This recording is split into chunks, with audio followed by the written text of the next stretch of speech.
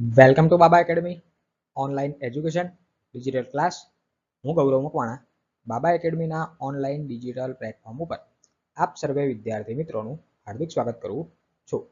આપણે ભણી રહ્યા છીએ ધોરણ 8 વિષય ગણિત, પ્રકરણ નંબર 3 છે ચતુષ્કોણની સમજ, જેની અંદર સ્વાધ્યાય 3.3 વિશે અભ્યાસ કરી રહ્યા છે.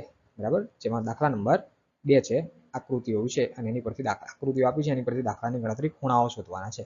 એમાં પહેલો અને બીજો આ બંને આપણે ભણી ગયા. હવે જોવાનું છે 3 નંબર. બરાબર, 3 નંબરની આકૃતિ આપી, એની અંદર એક્સ વાય અને ઝેડ આપ્યા છે, એ આપણે શોધવાના છે. બરાબર, તો જોઈએ. અહીંયા છે આ પ્રમાણેની કંઈક આકૃતિ.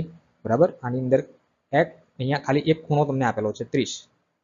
બરાબર, અને આ ખૂણો આપ્યો નથી, પણ આનો મતલબ તમને ખબર હોવી જોઈએ. આને શું કહેવાય? કાટખૂણાનું સિમ્બોલ દર્શાવે છે, એટલે કે આ 90 છે. આ 90 હોય ને તો બધી બાજુ પછી 90 જ હોય. આ એક્સ 90 હોય, આજુબાજુ બધું 90 થાય.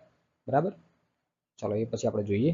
પછી વાય શોધવાનો અને ઝેડ શોધવાનો. એટલે એક્સ તો તમે ઓટોમેટિક ખબર પડી જશે, એક્સ કેટલો થશે 90. અને આમ જોવા જાવ તો આમ અભિકોણની જોડ કહેવાય. જો આમ ચોકડી પડે, ધોરણ 7માં ભણી ગયા તમે, ચોકડી પડે અને સામસામેના ખૂણા હોય એ સરખા હોય, આ 90 હોય તો આ એક્સ પણ 90 થાય.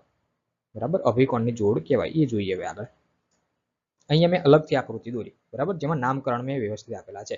બરાબર, આને આપ્યો એ, આ છે બી, એની સામે સી અને ડી.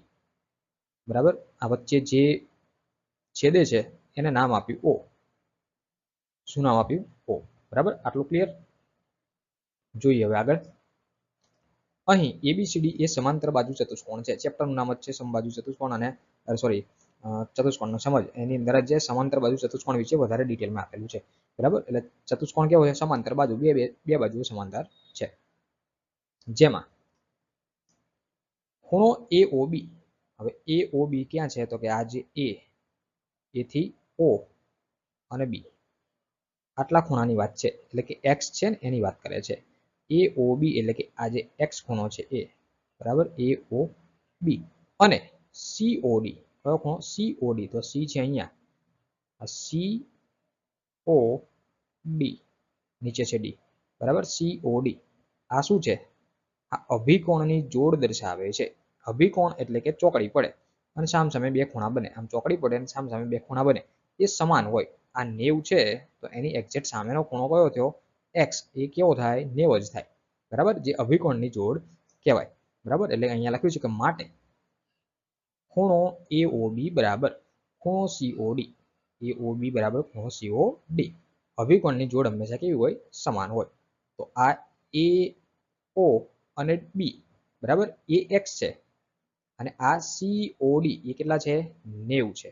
બરાબર, તો અહીંયા એઓબી બરાબર 90 લખી શકાય. પણ એઓબી એટલે કેટલા? તો કે એક્સ. આ છે એક્સ બરાબર 90. તો મને એક્સ ની જગ્યાએ મને કેટલા મળી ગયા? એક્સ જે ખૂણો શોધવાનો હતો એ મને 90 મળી ગયો. બોલો, આ ક્લિયર? સમજ પડી? ડન. ઓકે. હવે વાય અને ઝેડ શોધવાનો. એક્સ મળી ગયો, વાય અને ઝેડ શોધવાનો. તો જોઈએ હવે નેક્સ્ટ. આગળ જોઈએ.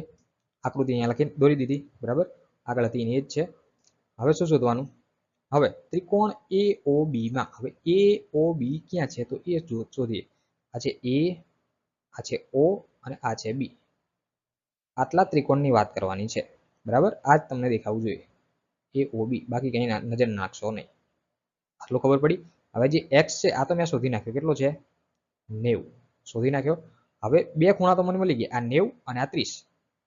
તો આપણને ખબર છે કે ત્રિકોણના ત્રણેય ખૂણાનો માપનો સરવાળો કેટલો હોય? 180 હોય.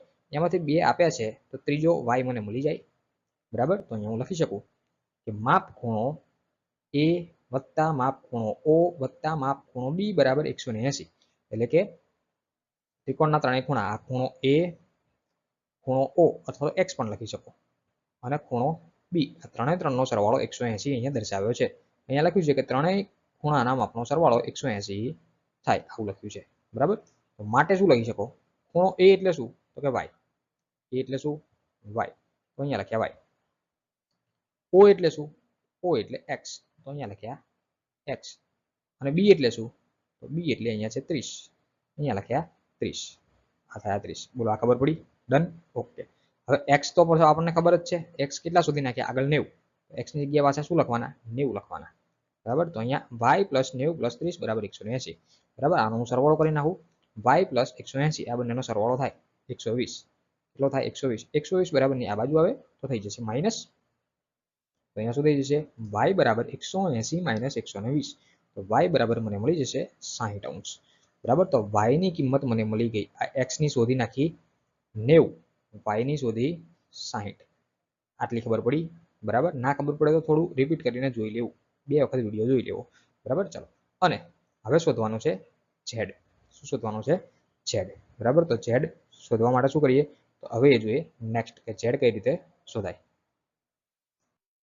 આગળ ફરી વખત આકૃતિ જોઈ લઈએ આકૃતિ આપી દીધી જે આગળ દોરી તેની જ છે અહીંયા શું કરશો હવે ખૂણો z શોધવા માટે z ક્યાં છે અહીંયા આ બંને આપણે શોધી નાખ્યા y અને x આ બંને શું કરી નાખ્યા શોધી નાખ્યા બરાબર z શોધવાનો છે જોઈએ હવે z શોધવા માટે શું કરીએ તો અહીં ખૂણો કયો આપ્યો ખૂણો આપ્યો BAD અને CDA BAD ક્યાં છે તો આ છે B આ છે A અને આ છે છેલ્લે D જો આવો કંઈક ખૂણો થાય BAD અને બીજો કીધો CDA આ CD અને A આમ જોવા જાવ તો તમને આમ ઊંધો z દેખાય n દેખાય એવું કંઈક દેખાશે BAD અને CDA બરાબર આને યુગ્મ કોણની જોડ કહેવાય કેવી આજે સામસામેના ખૂણા થાય ઊંધો z બને અથવા તો ઊંધો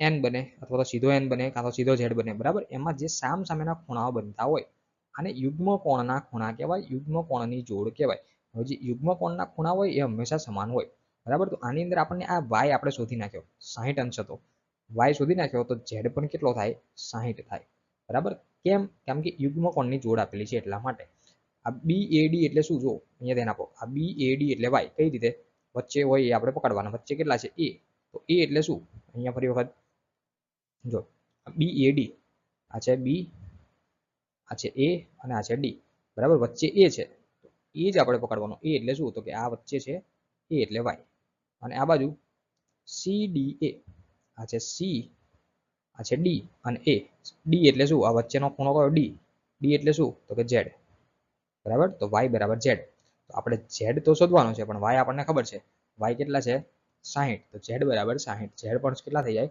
60 અહીંયા ત્રણ ખૂણાઓ મને મળી ગયા અહીંયા હું શું લખી શકું કે અહીં સમાંતર બાજુ ચતુષ્કોણના ત્રણેય ખૂણાઓ x y અને z x 90 y 60 તથા z પણ 60 મળે છે બોલો ડન કમ્પ્લીટ ઓકે તો અહીંયા દાખલા નંબર બીજાનો ત્રીજો પૂરો સો થેન્ક્સ ફોર અટેન્ડિંગ